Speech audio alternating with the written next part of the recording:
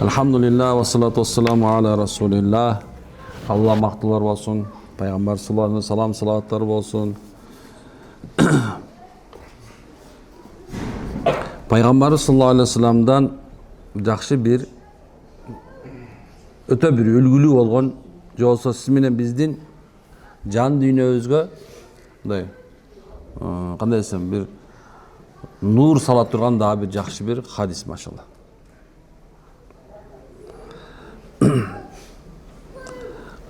Сахабалар айтат экен, биз пайгамбар саллаллаху алейхи ва саллям жанында отурганбыз дейт.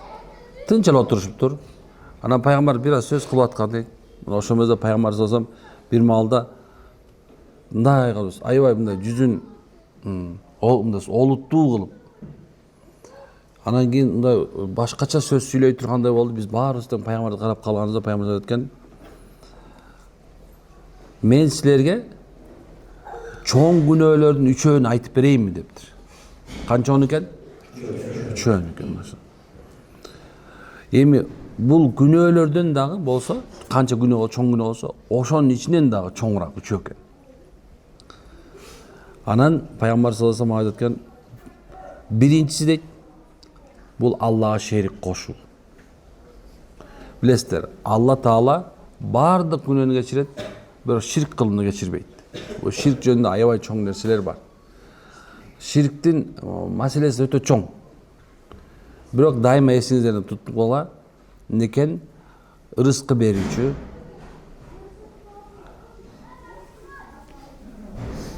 бир Алла.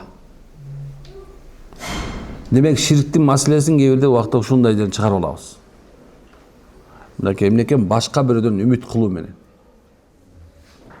Рызкыны Алла Таала субханалла сиз менен бизге себептер кылып жаратып койду. Бирок акыйкатта ал Алланын казынасынан келет. Ушул жерден такыр эсиңерден чыгарбагыла. Алла бай кылат, Алла кедей кылат. Демек Алладан башка эч ким бай да кедей да кыла албайт.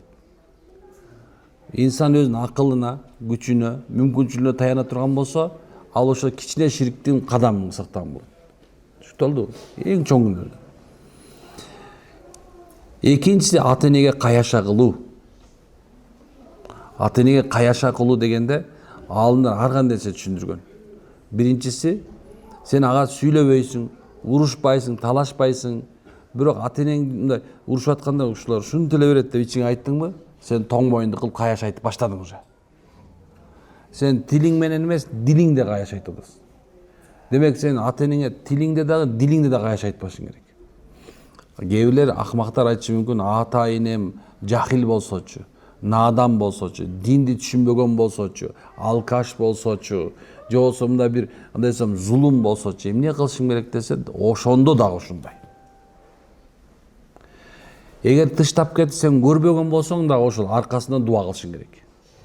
Сен жаш кезинен ата-энеси ажырашып кетип, ушундай болуп сен артта калып, сени эч ким карабай, атаң карабай калса да ошондой. Энең башка күйгө тип кетсе да ошондой. Сенин чачыңды бирден жууса да ошондой. Түшүнүңүздарбы? Буларга мындай бөлүш жок.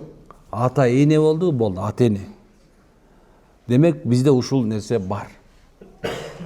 Биз мындай гумандуу, бир демократиялуу, заманбап жашап атабыз десеңер дагы, субханалла, бул бизде исламда закон ушундай. Пайгамбар саллаллаху алейхи ва саллям аялы пайгамбарга тыкылдатып, "Я Расулла", пайгамбар кел деди, кирди. Эмне болду? Менин апам келиптир, жолуксам болобу? Пайгамбар саллаллаху алейхи ва саллям ордунан туруп, обдолуп туруп, болот деди. "Я Расулла, менин апам мушрик" деди. Ойлосоң пайгамбардын жанына мушрик келип атат. Мушрик деген ол Латта ва Уззага сыйынган. Латта, Узза деген ошо жалган кудайларга сыйынган. О жана 365 бутка субхан сыйынган аял келди. Мен ошо жолугаймы дейт. Пайгамбар айтат, "Ооба бар, жолуккундагы ага жакшы мамиле кылгын" дейт. Дагы бир белегин бергин деп атат. Эми ойлоп көрөлү, субхана, мушриктиктен өткөн башка жаман нерсе барбы? Бир адам арак ичип аткан болсо, ал адам субханалла арак ичкен үчүн чоң күнөө кылат, ал мушрик эмес. Бирөө тыштап кетип, же болсо бирөө жашоосу бузулуп кетип, ажырашып кеткен болсо, ал жашоо тагдыр деп айтат. Ал мушрик эмес. Бир жерде субханалла бир кандай түрмөдө жаткан болсо, ал түрмөдө жатат бир нерсе үчүн. Бирок ал мушрик эмес да, туурабы? Эми карагыла. Пайгамбарыбыз эң жаман Алла Тааладан башка бирөөнө сыйынган апасы келген болсо, аялына айтып аткан, эми бар, ага учурашкын деп аткан. Алла Таала Кур'анда үф дебегиле деп койду. Болду, белгилүү болду. Мен көчөдө айтып берем силерге. Алла эмнени арам кылса, эмнени арам кылган болсо, эмне үчүн арам кылды, адал кылса эмне үчүн адал кылды деп изилдебегиле. Анткени Алла буйрду, болду. Алланын буйругу ал. Эми ошондой эле субхан Алла үф дебе дедиби, эми субханалла болду, сен үф дебешиң керек. Үф дебешиңер керек. Мен авалким субханалла да бир нерсе айтып коюшум керек. Мен көп нерсе мындай суроолор болгондо айтат.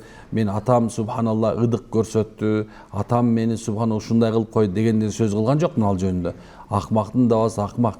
Эгерде ошондой болгон күндө дагы ошол акмакчылыгынын үстүндө болупса дагы эмнекен баласы субханалла мындай бир ошол жаман жек көрүп турса да ошонун аркасынан я Алла аны кечир деп дуа алып коюш керек экен. Чудастар бул жагын. Ушундай төмөн түшкөн нерсени мен өйдө көтөрүп атам азыр. Бизде исламда ата эненин укугу субханалла баласынан 100% өйдө турат.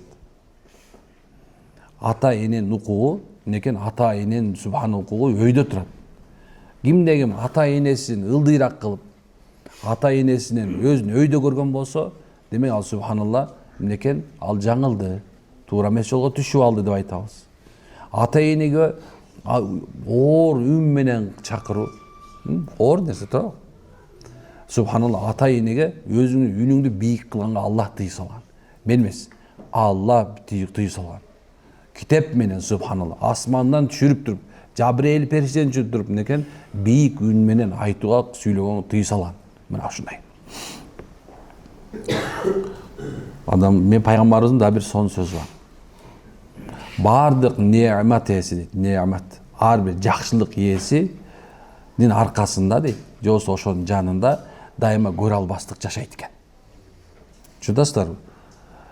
Эми бардык адамдарга бул көрө албастык, жанагындай бир субан бир адамдын жаманчылыгы жетип турат экен. Мисалы бирөө машинең бар болсо, ошо менен да жетип турат экен. Үйүң бар, бирөөнүн үйү жок экен. Көрө албастык адам болуп турат экен, болбой койбойт экен. Эми караңыздар. Пайгамбар саллаллаху алейхи ва саллям айткан, мага дейт, эй Айша, мага кордук көрсөтүлгөндөй дейт, башка эч бир пайгамбар кордук көргөн эмес дейт. Карасаң, пайгамбар саллаллаху алейхи ва саллям канча жыл пайгамбарлык кылды? Эми ойлогула. Нух алейхиссалам канча жыл пайгамбарлык кылды? 950 жыл деп айтабыз. Кара. Эми караңыздар. Ушунча жыл пайгамбарлык кылган 950 жыл. Ал субханалла кимди? Нух алейхиссаламды. Чыгып туруп ла илаха иллаллах, Нуху расулуллах дегенче эле талпалап кетишкен да. Тапатып үстүнөн чыгып келгенде, эмеде мен сыйрада окудум эле, момундай жанагы мөшөккө түшкөндө мен бар го. Сөөктөр сынып жанагындай картошка салгандай денесинде эле калчу экен. Сынбаган жери калчу эмес экен. Могу кадимкидей эле субханалла. Адам ушунча катуу сыноо келген экен. Эми тияка барып да ушундай, бияка барса да ушундай. Бир да жол болбоптур, Нух алейхиссалам субхан түкүрү мындай сөгүлбөгөн, сабалбаган, жебеген жери калбаптыр. Жабрейил алейхиссалам келеткенде канаты менен тийгенде Нух алейхиссалам эмнекен эртеси күнү кадимгидей тирилген бактай туруп калчу экен. 950 жыл. Эми пайгамбар саллаллаху алейхи ва саллям 23 жыл пайгамбарлык кылыптыр. 23 жыл. Эми ойлосоң 950 жыл менен 923 жылдын айырмасы барбы? Эми эмне үчүн пайгамбар ушундай айтып атат? Эмне себептен? Бүткүл эч бир пайгамбар мындайды көргөн эмес деп атат. Анткени пайгамбар саллаллаху алейхи ва салламга эң чоң душманчылык кылган өзүнүн тууганы болгон себебинен. Өзүнүн тууганы, пайгамбар саллаллаху алейхи ва саллям тууганы. Атасынын бир туугандары, өзүнүн уруусу, өзүнүн субханалла айткан Курайш. Ошо төрөлгөн жердики субханалла. Көрдүңүзбү? Демек адамга эң чоң кордук жана эң чоң сыноо бул өзүнүн бир тууганынан келген. Ал эми ата энегечи, ата энеге. Ата энеге мисалы алсак, мында туруп башка бирөөнүн баласы кыйкыра турган болсо, же болбосо бирөө сөгө турган болсочу, эмне деп коет экен да. Бирок өзүнүн баласы сөгө турган болсочу, өзүнүн баласы кыйкыра турган болсочу, андан өткөн кордук бар бекен? Андан өткөн кордук жок. Ошон сенен качан атаңга кыйкырып атканда, эниге кыйкырып атканда сен билген субханалла, сен анын башын эле алып салган жоксуң. Аны сен өлтүрүп тепсеп салгандай болосуң. Ал ушунчалык чоң деңгээлде басынат, башкача болушу мүмкүн эмес. Билесиңерби, ата-эне субханалла, ата-эне сенин бейишиңде тозогуң болуп эсептелет. Ата-энең ыраазы боло турган болсо, субхан бейишти өзү бир кадам койдуң, ата-энең нааразы боло турган болсо, тозокто өзү бир кадам койдуң болуп эсептелет. Айтышыңар мүмкүн да, мен Аллага ширк келтирген жокмун. Мен субханалла Алланын харам нерсе кылган жокмун. Эми ата-энеми түтпүрчөм дешим да туурабы? Мен тозокко түшүп калышмы? Жок, пайгамбарыбыз айтат экен. Атаң ыраазы, Алла ыраазы. Көрдүкпү кандай нерсе? Атаң ыраазы, Аллах ыраазы дейт. Ислам ушундай. Ата-энени сыйлоо керек. Ошон үчүн кайната, кайнене да кирет. Кайын журтуң да кирет субханалла. Катыныңдын кайын журту да ошого кирет. Шарият боюнча сен субхан ошолордун үстүндө, мындай айтканда эртеңки күндө кайненең эне катары калып калат. Эне нике өтпөйт ага. Ажырашып кетсең дагы, талак берсең, аялың өлсө да субханалла кайненеңди ала албайсың. Ал эне катары кетет. Ошондасыздарбы? О тиги ата боюнча калып кала берет. Өмүр бою. Ошол себептен субханалла шариятыбыз ушул эки атага тең. Өз атаңа да, кайын атаңа да субхан. Эми өкүл ата нишчет, анткени шариятта өкүл ата деген нерсе жок. Өлүп кетсин кайната, өркүндөсүн өкүл ата деген нерсе ал кыргыздын ырырларынан. Түшүнүктүбү? Демек ушул экен тууган. Көп эле нерсе айтайын дейм да. Эмнегедир жүрөк ушул нерсе ата-энелердин кадырын көтөрүш керек деген нерсе кетип бардык азырчы. Биз өзүбүздүн кадырыбызды кетип бардыбыз. Мына жигиттер мына ушул жерде отурасыңар. Эгерде силер ата-энеңерден сый көргүлөр келсе, анда мындай кыласыңар. Эч качан аялыңдын көзүнчө, анан балдарыңдын көзүнчө ата-энеңе үн катпагын. Каяша сүйлөбөгүн.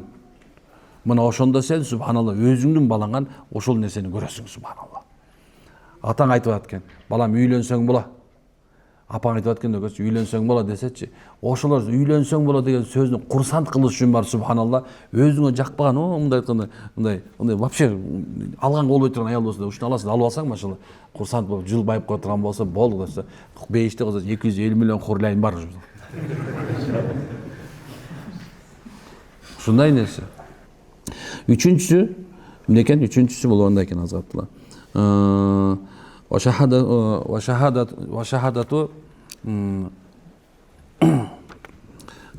Вашахадату зури ау каулун зур. Мындай айтканда пайгамбар айтқан, андан iyisi дейт, жалган айтуу экен, анан жалган күбө берүү экен. Жалган айтуу үчүнчүсү, анан жалган күбө берүү. Эч качан мынакей 3 түрлүү жерден башка эч качан күбөгө өтпөгүлө. Биринчи, эки досту, эки кошунаны, эки бир турган жараштырыш үчүн ортосунда жалган сүйлөсөңөр болот. Экинчиси, эркек менен аял киши урушуп жалган болуп аткан болсо. Анын үчүнчүсү субхан душманды алдап качып кетиш үчүн гана. Калган убакытта өлүм башыңа келип аткан болсо субхан эмнекен? Жалган айтпа. Үммөттү жок кыла турган чоң амалдардын эң чоң күнөө бирөө ушул эки. Жалган. Анан бардык акыбалда бирөөнүн жерди алып алыш үчүн, бирөөнү соттон жеңип алыш үчүн, бирөөдөн акча алыш үчүн, бирөөнү мындай бир алдап туруп бир нерсе ээ болуш үчүн күбөгө өтсөң, Алла күбө субханалла. Кыямат күнү эч бир сурагы жок алып туруп тозокто ыргытыла турган өзүң болосуң. Мындай айтканда өзүңдү өзүң, мындай айтканда муунтуп, жанагындай экен өзүң жан кыйган сыяктуу бул чоң бир күнөөлөрдө болуп эсептелет. Демек ушундай. Бул карасаң кандай нерсе айтылды? Алла менен болгон мамиле, адамдар менен болгон мамиле, анан жалган айтуу, жалган күбө өтүү бул өзүң менен болгон мамиле болуп атат. Сен гана чечесиң, калп айтышты, чындыкты айтышты. Сен гана чечесиң, жалган күбө болушту, чындыгы күбө болушту. Сен бул жериң чечет. Ошон сен канчалык бул жериң таза экениң, сен оозуңан чыгып аткан жалгандан билинет. Ушундай нерсе. Кыямат күнү Алла Таала субханалла некен баарын чогулткан мезгилде алардын тилдери экиге бөлүнүп барат деп атат. Эки тилдүү болуп барат экен жалганчылар. Эки тилдүү жана жылаан бар го, ошондой болуп турушат дейт субханалла. Аларга айтышат, сен эмне акыбалда мындай, эмне үчүн сен түрү суук болуп калдың? Эмне үчүн келбетиң ушундай болуп калганда экен? Биз акыйкатта жалган сүйлөп, жалган менен тамактангандардын катарында болчубуз дейт экен. Алла бизге ушундай азап берди. Аларды тозокко салганда биягында шарапкор, анан биягында араккор, арак ичкендер, биягында ошо субханалла эмне экен? Именно ошо жалганчылар болот экен. Алардан тозоктун перишасы, силер эмне акыбалда мындай азап көрүп атасыңар дегенде, бизге Алла жалган айтпагыла деген. Бирок биз өзүбүздүн жакшылыкка жетиш үчүн дейт, биз жалган айтканыбыз, биздин акыбалыбыз кандай оор деп алар тозоктогу өзүнүн акыбалын айтат экен. Ошол себептен туугандар, мына ушу 3 чоң күнөөдөн иншалла эмне кылышыбыз керек экен? Өзүбүздү колдон келсе сакташыбыз керек экен иншалла. Аракет кылабызбы? Амин. Аллахым өзүң райым кылган, бизди ширк кылуучулардан сактагын, ата-энеге каяша кылуучулардан сактагын, ошондой жалгандан, жалган күбөчүдөн сактагын, эл журтка оомат берген, мамлекетке оомат берген, мусулман иззатын көтөргөн Алла. Мусулмандар кор болуп аткан мусулмандарды өзүң кордуктан чыгаргын Алла. Кордоп аткандар өзүң жок кылгын Алла. Алла разы болсун. Субханак хамдалилlah анта астагфирука ва атубу. Амин. Амин.